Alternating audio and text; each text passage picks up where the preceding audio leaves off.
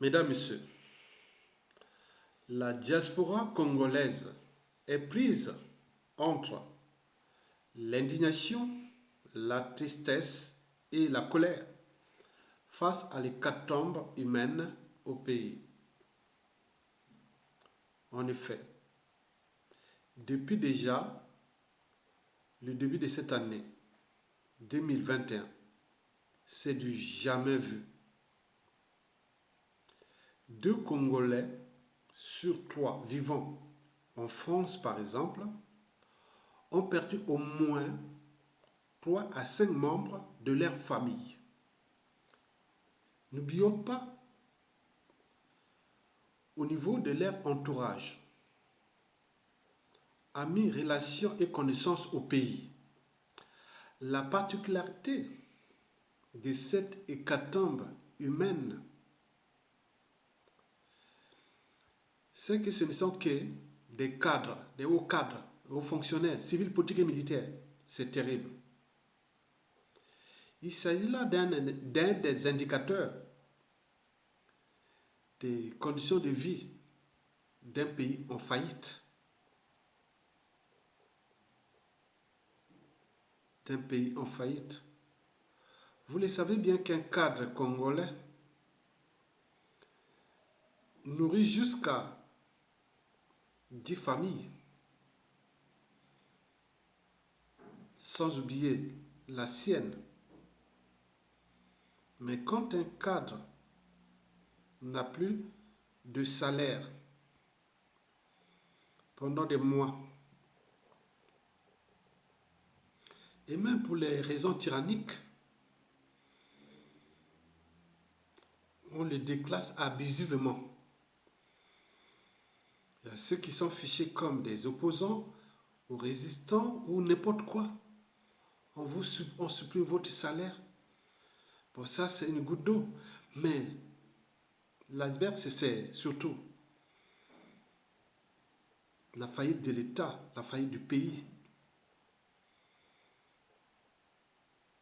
Donc, les gens en meurent là-bas en masse, de toutes catégories socio-professionnelles, du commun des mortels jusqu'au cadre, de tout âge.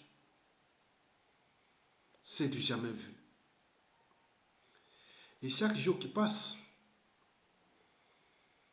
à travers les appels téléphoniques et dans les médias et réseaux sociaux, ça ne s'arrête pas. Les annonces. Par exemple, déjà, pour cette semaine, nous ne sommes qu'encore à mercredi. Parmi l'un de mes meilleurs amis de la résistance contre la dictature, qui sont installés ici en France, tous ces gens ont déjà perdu au moins 5 membres de leur famille. Les veillées partout, les morgues sont pleines à craquer. On se demande qu'est-ce qui se passe.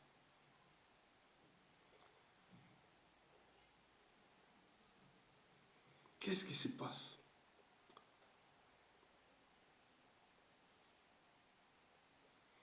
Et plus grave, le Covid-19,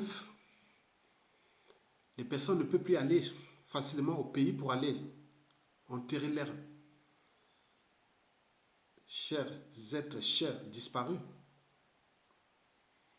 N'oublions pas ceux qui sont sur la liste noire de la tyrannie. N'oublions pas les problèmes de passeport. Donc l'injustice atteint les sommets au Congo. Nous ne sommes plus au stade d'humanité. Mais pourquoi sommes-nous incapables de collectiviser notre intelligence pour le faire partir? Comment cela se fait-il que les militaires sont à 7 mois sans salaire ni pension, ils ne peuvent pas réagir? Or que parmi les fondamentaux d'une nation, c'est défendre le territoire, le peuple, les institutions. Mais là, il s'agit de la survie de tout le monde. Il y a un souci. Je vous l'ai toujours dit, et depuis 2020, je vous disais que la peur envers Sassou Nguesso est imaginaire. Parce qu'ils sont se révoltés. Il en meurt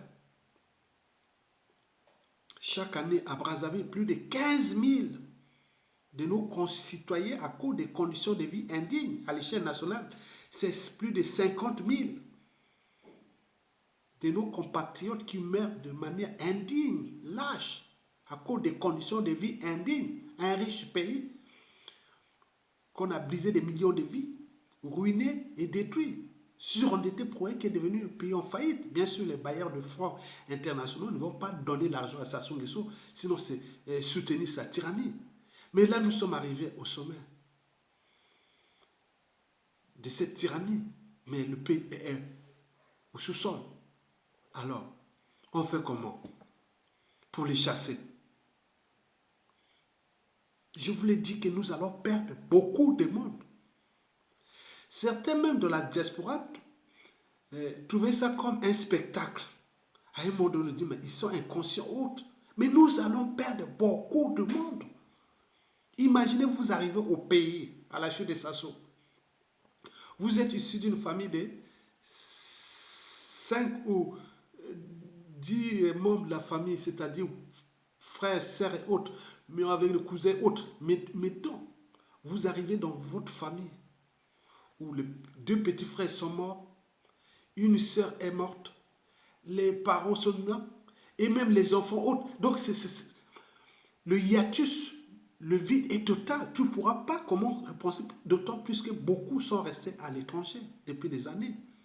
Vous allez arriver comment? On a brisé les tissus sociaux, en brisant le tissu social d'un État, d'une nation, donc on tue ces pays, en plus d'éducation autre qui est par terre. Et on n'est pas capable de prendre notre responsabilité.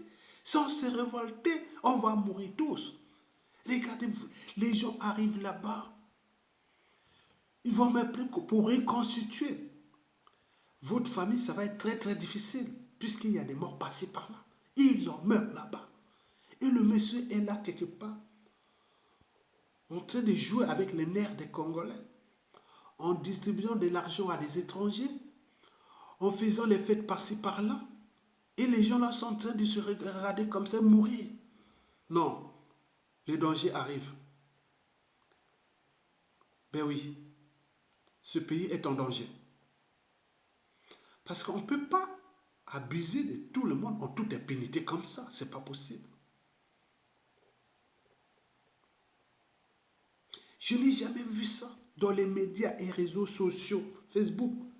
Je vais, chaque jour qui passe, on m'annonce les morts par-ci par-là. Je ne vais pas en citer. Déjà pour hier et aujourd'hui, j'en ai reçu déjà 7. Et la plupart étaient des cadres au pays. Parce que quand on a un niveau d'éducation et de statut social, quand on se retrouve dans les conditions-là, il y a des moments où on pète des câbles. Et n'oubliez, il y a le cadre de vie. La nourriture, il manque. Les hôpitaux sont devenus des mouroirs. Et tout, il n'y a plus rien. C'est un État qui n'existe plus, en faillite. Mais pourquoi Sassou Nguesso, la France, l'Afrique, nous ont-ils punis comme ça? Donc, réfléchissons. Je vous l'ai dit et répété plusieurs fois dans mes vidéos. En fin 2020, même début 2021, que nous allons perdre beaucoup de monde à cause de notre lâcheté collective. Individuellement, on est intelligent, mais l'intelligence collective est bloquée. Mais comment, pourquoi? Même les militaires.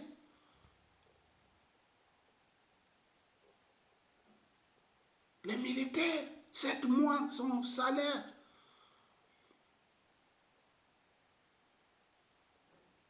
Attendez, 7 mois sans salaire, les militaires sont là en train de grogner.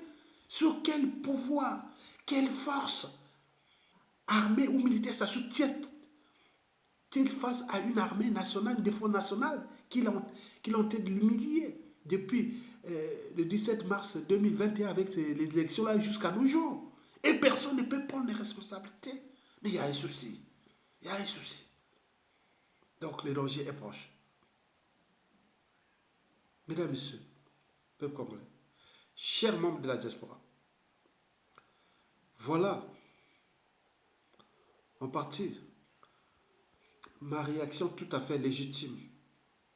Parce que déjà en 2020, j'en ai perdu déjà. Vous connaissez, là je vais encore en perdre.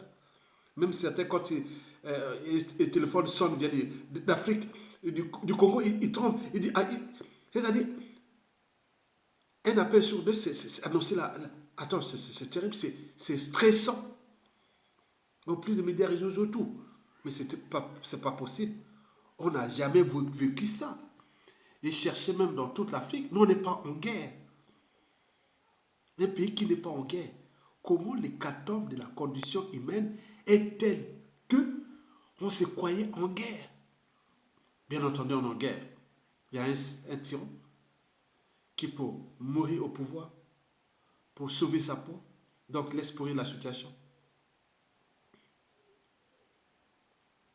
Et nous, ce n'est pas le problème qui laisse pourrir la situation. Le problème, c'est nous, civils, politiques et militaires, en tant que peuple. C'est tout. Mais en attendant, on perd beaucoup de monde. Et ça rentre dans quoi? Chez nous, comme tout est par appartenance, par émotion, ça rentre dans les règlements de compte, les scènes de vengeance, les contentieux historiques et tout ce qui est à côté que vous avez. Mes parents, mes amis, mais ce sont morts à cause de vous. N'oublions pas les terroristes d'État, tout ce qui s'est passé si le pays-là est en danger. Est en danger. Donc, nous devons nous structurer, nous organiser et d'agir et maintenant. Ça ne doit pas terminer cette année-là. C'est encore là. À défaut, ça ne sert à rien. On a abandonné notre pays. On attend que le moment où il décidera ou pas. Et à ce moment-là, qui sera peut-être aux mains des tordus. Et ça recommence. Parce qu'on ne peut pas comprendre que l'hécatombe de la condition humaine, c'est terrible, c'est terrible, c'est terrible. La mort est devenue le marché le plus rentable du clan. Parce que depuis les corbillards jusqu'au cimetière privé qui sont tous sous le contrôle du clan. Et pourquoi me dit encore? Mesdames, Messieurs, prenons notre responsabilité de peuple. Et maintenant, je vous remercie. Et à bientôt. Et paix à l'âme de tous les disparus du pays à cause de notre lâcheté collective. Mes condoléances les plus attestées à toutes les familles éprouvées, dont moi aussi. Il y en a encore beaucoup dans ma famille là. Donc vous avez tout compris. Mais ce qui est sûr et certain, ceux qui sont des Congolais, qui ont des familles au Congo, et notamment dans les grandes villes, vous allez perdre le tiers de vos membres de famille avant la chute du tyran. Si vous ne voulez pas les perdre un tiers de vos membres de la famille, structurons-nous et agissons. Vous avez tout compris. Merci beaucoup. Une minute de silence pour tous ces disparus.